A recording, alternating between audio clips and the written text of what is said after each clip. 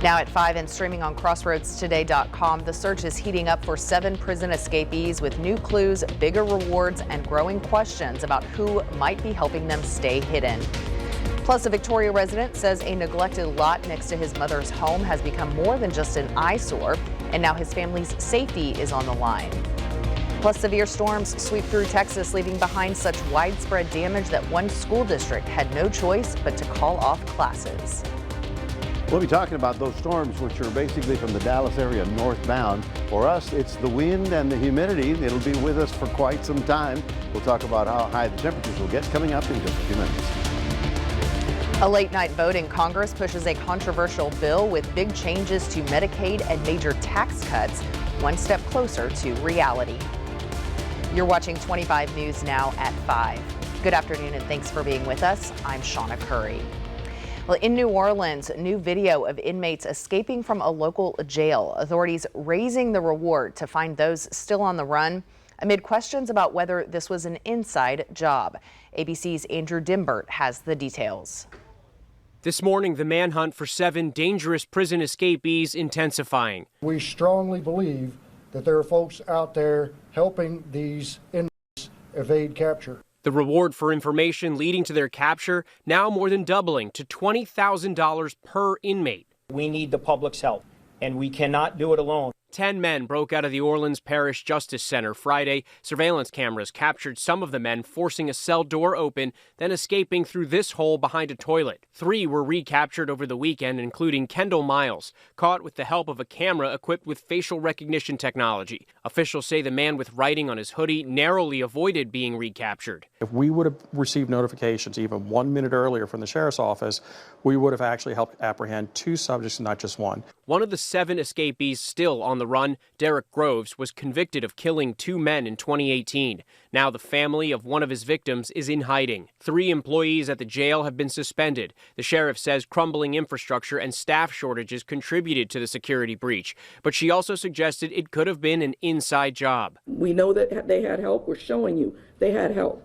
This was coordinated. Authorities say the person watching the area had taken a break at the time of the escape. It wasn't until a head count 7 hours later when they realized the inmates were gone. It's an absolutely unmitigated catastrophe. It's absolutely a breakdown. Andrew Dimbert, ABC News, New York.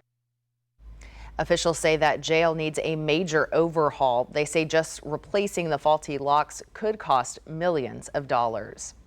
A former South Central Texas sheriff's deputy has bonded out of jail accused of letting inmates into other inmates' jail cells to assault them. 30-year-old Jorge Alejandro Rocha is charged with interference with public duties and official oppression.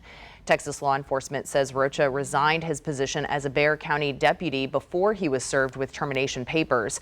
Investigators say the assault victims have recovered from their injuries. Millions of Americans are in the path of dangerous weather this week following destructive weather over the weekend. This is the damage in one St. Louis, Missouri neighborhood from Friday night. The National Weather Service believes it was an EF3 tornado that rolled through the city. Since Friday, severe weather has left more than 24 people dead in 3 states, Missouri, Virginia, and Kentucky. The severe weather threat will then shift east on Tuesday, targeting parts of Mississippi, Ohio, and Tennessee valleys. In Texas, classes are canceled today in the Gordon Independent School District after severe storms caused extensive damage in that area. The powerful weather system swept through parts of Texas over the weekend, spawning tornadoes and triggering dangerous conditions. North Texas was hit hard Sunday evening with heavy rain, hail, lightning, and damaging winds. Palo Pinto County was among the hardest hit, with reports of tornadic activity leaving behind a trail of destruction. So far, it's unclear if there were any injuries in North Texas. So will we be seeing storms or sunny hot weather right here in the Crossroads? Let's go to Mac Perez for a first look at the forecast. Mac. Well, we're hoping for some storms, but I got a feeling it's just going to be this hot, humid, and ugly weather. The clouds never really parted today. It stayed overcast, and of course, with the heat and humidity, it's rather oppressive out there. Right now, we're down to 86. We managed to get up to 90 this afternoon, and the heat index managed to get up to about 97, 98. Tomorrow, there'll be a dip in the humidity, but then it's coming back for the weekend. We'll have all those details coming up in just a moment. Back to you. A Victoria resident says an overgrown property next to his mother's home is putting his family in danger. Roosevelt Williams' grandmother is 90 years old and also lives in the home in the 1400 block of Bottom Road. Williams says the property is a breeding ground for snakes, rats, mice, and flying insects like bees and hornets. He says the overgrown brush is so bad it has almost overtaken a mobile home his family once occupied. It is now unlivable. Get the trees off the house, man. The house is already tore up. You don't, I ain't gonna say nothing. I mean, it's tore up, it's too late. I'm not asking you to fix it. I'm just saying clean your property up. Get your trees off the fence and off the house. At least maybe in the wintertime I could tear it down and get rid of it. But as the way it is right now, I'm not going in there.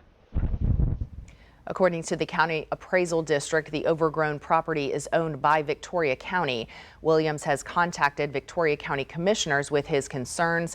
Precinct 1 Commissioner Danny Garcia says he is looking into the matter. Oil and gas companies are seeking legal shelter as Texas comes closer to using waste brine, once considered too toxic for anything other than fracking, to replenish Texas's water shortages. To read this full Texas Tribune article, visit crossroadstoday.com. A bill that is key to President Donald Trump's agenda is moving forward. It's heading to the House Rules Committee after a vote late last night. Amy Kiley has more on the legislation and its potential timeline.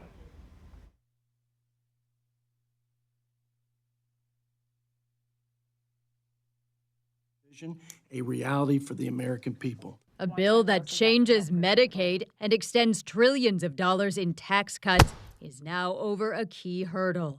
That's after the House Budget Committee passed it late yesterday. The rare Sunday night vote is part of the Republican effort to get the measure on the floor this week. Now, House Speaker Mike Johnson is trying to get GOP moderates and fiscal hawks to come together. I'm absolutely convinced we're going to get this in final form and pass it in accordance with our original deadline, and that was to do it before Memorial Day. The bill creates new work requirements for Medicaid recipients. The program provides health coverage for about 72 million Americans. They include children, seniors, people with disabilities, parents, and adults without dependents. There is nothing wrong with us bringing the government in balance, but there is a problem when that balance comes on the back of working men and women. Last night's passage follows a failed Budget Committee vote on Friday. That's due to a few hardline Republicans who wanted changes, like moving up the timeline for Medicaid work requirements. This bill falls profoundly short. It does not do what we say it does with respect to deficits. I'm Amy Kiley reporting. The Supreme Court is letting the Trump administration move forward with ending deportation protections for hundreds of thousands of Venezuelans. It's tied to a program called Temporary Protected Status, or TPS. A group of Venezuelan nationals challenged the move, saying it was driven by racial and political bias. Justice Ketanji Brown Jackson was the only one to dissent. Homeland Security Secretary Kristi Noem already announced the rollback earlier this year, and those protections are set to expire next week. Remember to subscribe to our YouTube channel, Crossroads Today. Hit the like button and click the notification bell.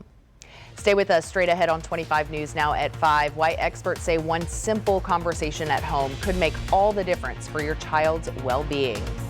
Plus, big changes could be coming to social media for children in Texas as lawmakers move forward with a plan that has parents and teens buzzing.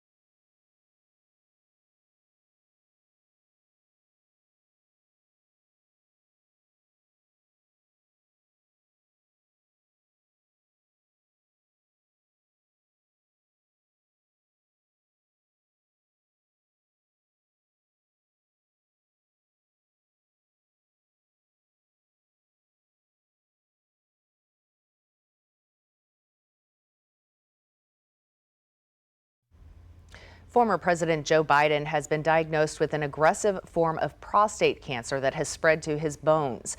His office says doctors found a prostate nodule last week after he started having more urinary symptoms. While it's a serious diagnosis, the cancer is hormone sensitive, which means it can be managed with treatment. Biden and his family are now talking with doctors about next steps. According to the American Cancer Society, about 1 in 8 men will face prostate cancer in their lifetime, making it the most common cancer among men after skin cancer. Mental health is a big part of our overall well-being. It affects how we think, feel, and handle everyday life. When it comes to children, experts say parents and caregivers play a huge role in shaping healthy mental habits early on. In today's Health Minute, Mandy Gaither shares simple ways to start the conversation with your child and help set them up for success.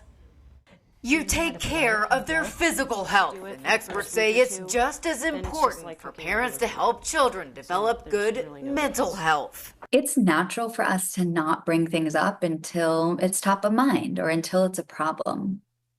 The issue with that is that kids are looking to us.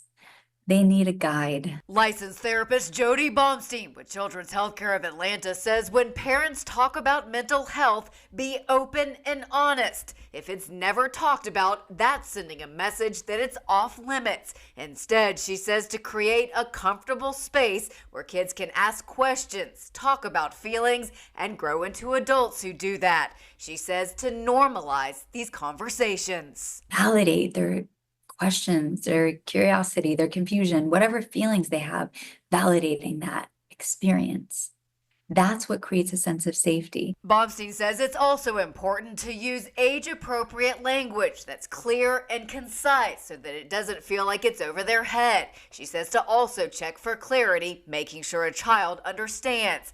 Finally, Baumstein says to encourage them to not only ask for help, but to receive it. And she says a good way to do that is by modeling it yourself. Show them that it's okay to talk to a friend, lean on someone for support. It's also okay to get help from a licensed professional. For Health Minute, I'm Mandy Gaither. Baumstein says it's important to have conversations about mental health before a problem arises so that children are ready to handle what comes their way. She also says focusing on mental health when they're young will help them make it a priority as they grow up. Meanwhile, Texas lawmakers are pushing a bill that could seriously limit how minors use social media. The proposal would ban kids from creating accounts on platforms like TikTok, Instagram, and Snapchat, and require age checks and parental consent for downloads. It's already passed the House with bipartisan support, and the Senate seems on board. If it becomes law, companies would have to start enforcing it by April 2026.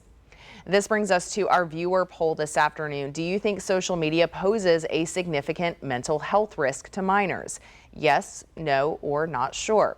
We want to hear from you. Visit crossroadstoday.com/vote to take part. Now, 95% of you say yes, and 5% say not sure. But interestingly, 0% say no.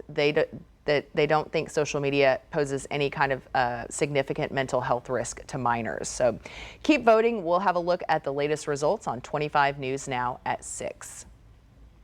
Caps are flying and dreams are just getting started. We're sending a huge congrats to the class of 2025 as they get ready to walk the stage and take on what's next. Caitlin Nicole Huerta is graduating from Victoria West High School. Dad, Luisa, Sissy, and Bubba say congratulations on all your accomplishments, Kay. Never stop shooting for the stars. Chris Eric Hernandez will walk the stage with the class from Victoria East High School. Mom, Dad, Ava, Dylan, and Cameron say class of 2025, congratulations. Your family is so proud of you. And James Potts is a kindergarten grad. Your mom, dad, and family say your whole family is so proud of you. From reading to writing Braille to your wonderful social butterfly personality, we adore you. We are blessed to call you ours. You can submit a photo and heartfelt message for your grad through June 13th to be featured on air and on social media. Go to crossroadstoday.com, click the Entertainment tab, then select Contest to submit and show your pride. Well, good afternoon, everyone. For us, the heat and the humidity, but we have no advisories. Of course, what you see here is the small craft advisories because of the strong winds. Up tonight, however, right here, just north of Dallas and Denton and all the way into Oklahoma. Going to be a rough night. We'll talk more about that coming up in a moment.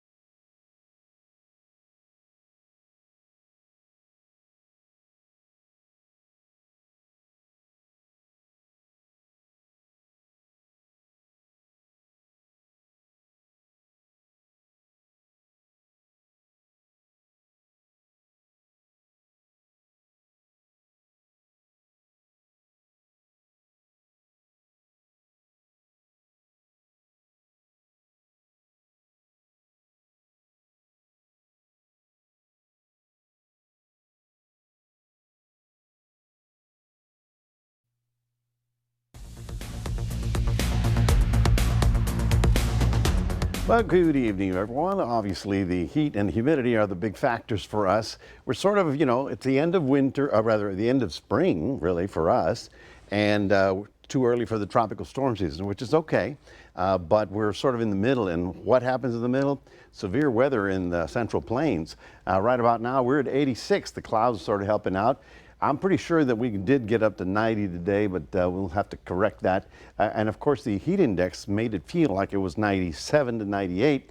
So on the hot and humid side for us, the winds are not going to be a factor for about 2 days.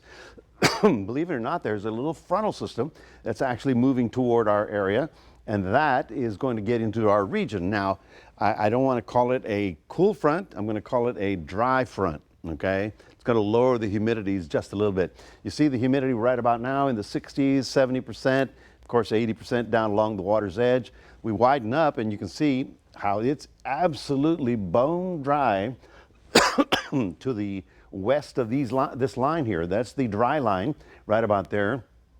We're talking 7% humidity out in Midland. And of course, this is where all the real heavy stuff is occurring. When you see the the difference between the very dry and the very humid, that's the focusing center for the big stuff, big severe weather. For us, because of that weak dry line that's coming in, it's going to drop our humidity a little bit for Tuesday and a little bit on Wednesday, but then as we get back to the weekend, we'll be back into the very humid categories with the heat indexes way up there. So strong sea breeze was today. Tomorrow that'll weaken. There's that little dry front that I'm telling you about. Behind it is some very dry air and some very strong winds that are basically following. This is a big storm coming out of the Rockies. Now, this is the center of that storm, but we've got a low here and then the the collision of those two air masses that are causing those big problems up there. As a matter of fact, anywhere north of Denton north, well, it's going to be tough. Tonight, only getting down to 77, so, no cooling at all. You get up in the morning and it's just stifling. We're looking for a high temperature tomorrow of about 97 degrees with that somewhat drier air, but then the humidity will, sort of back off a little bit, but there's really no real big change in sight for us. Taking a look at the upper winds, here's that storm I was telling you coming out of the Rockies. There you see the high pressure over the Gulf and over our area. You see this orange line? That's really hot stuff. So you can say, okay, we're just on the edge of hot stuff, and it gets even hotter. What that is pressures, okay? This is a gradient of pressure, so when the higher pressure descends over the area, that's when the real hot stuff shows up. So take a look at your day planner for those of you in Port Lavaca, getting up to about 90 tomorrow with the wind not particularly bad. but partly cloudy. So it'll be, shall we say, slightly drier, not as windy, but still on the warm side. And then in Cuero, you're getting up to about 96. You see how the winds actually shift with that dry system? Not enough to really make a huge difference. It'll knock the temperature down to 90 by the time we get to Wednesday. Otherwise, temperatures get back up and humid weather and windy weather rolls back in for the weekend. That's your 7-day forecast, reminding everybody we do have a QR code. Love for you to scan that, put Crossroads a day on your phone. And here's Shawna. Might need that wind with the hot temperatures. Well, a Houston man's battle over an unwanted burger topping has landed a popular fast food chain in court. Wait until you hear why.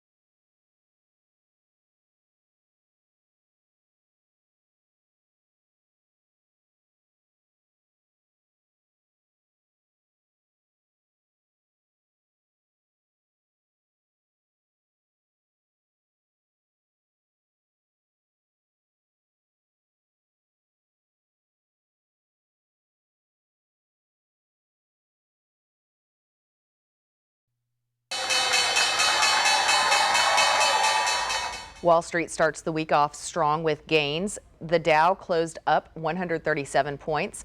The S&P 500 rose 5 points, and the Nasdaq climbed 4 points. Oil is up 19 cents to $62.68 per barrel. What's in Capital One's wallet? $425 million fewer dollars. That's the amount the bank holding company has agreed to pay in a multi-state settlement with depositors.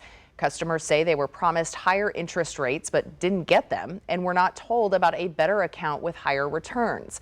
About $300 million will go to make up for lost interest, with the rest going to current account holders. Capital One is not admitting any wrongdoing, and the deal still needs a judge's okay. A Houston man has a beef with a fast food restaurant, and he's taking the company to court. Delmary Ardell Wilson is suing Whataburger for putting onions on his burger after requesting his food be onion-free. Court documents show he's suing for more than $250,000, but less than $1 million. Wilson says it happened in July of 2024, and he suffered an allergic reaction that required medical attention. But Whataburger denies the allegations and is demanding proof. This is not the first time Wilson has taken a fast food chain to court. He sued Sonic for putting onions on his burger in April 2023. That suit has not yet been resolved.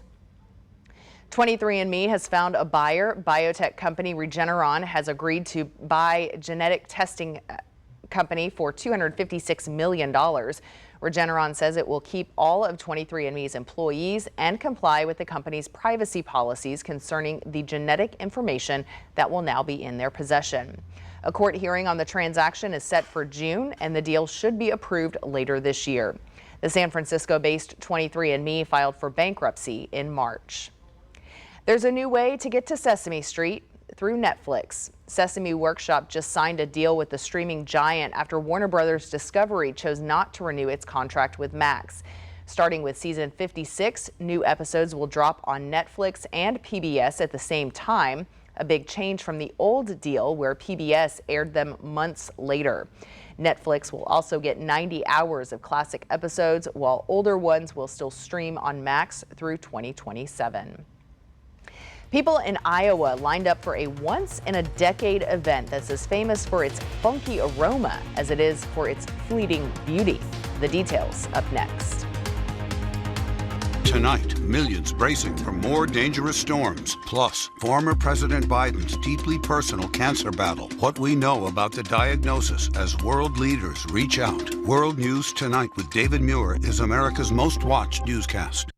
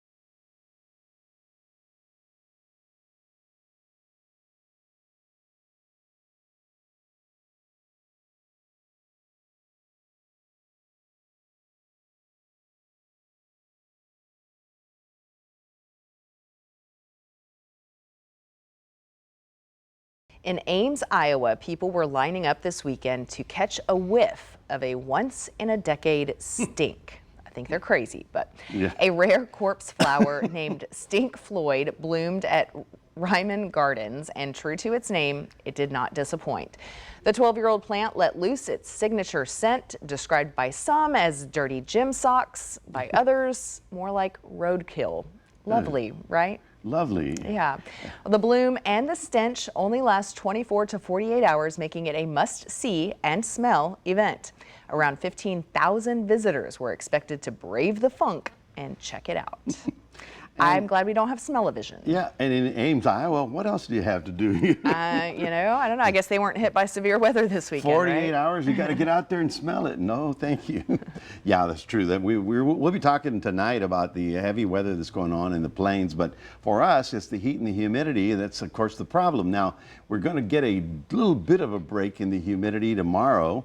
It's going to drop, and we'll only get up to about 97 in the dry air. And then on Wednesday, you may feel a little drop, but the heat and wind roll back in, and it'll be with us pretty much for the entire week. Right. But it's a dry heat. Well, for a day, and then it's a choking heat. Or drier heat. Yeah. So, all right. Well, definitely, stay hydrated, stay in the shade if you can, if you have to be outside. And get a breeze. Yes. The breeze helps. Absolutely. Well, thanks for joining us. We'll see you back here at 6.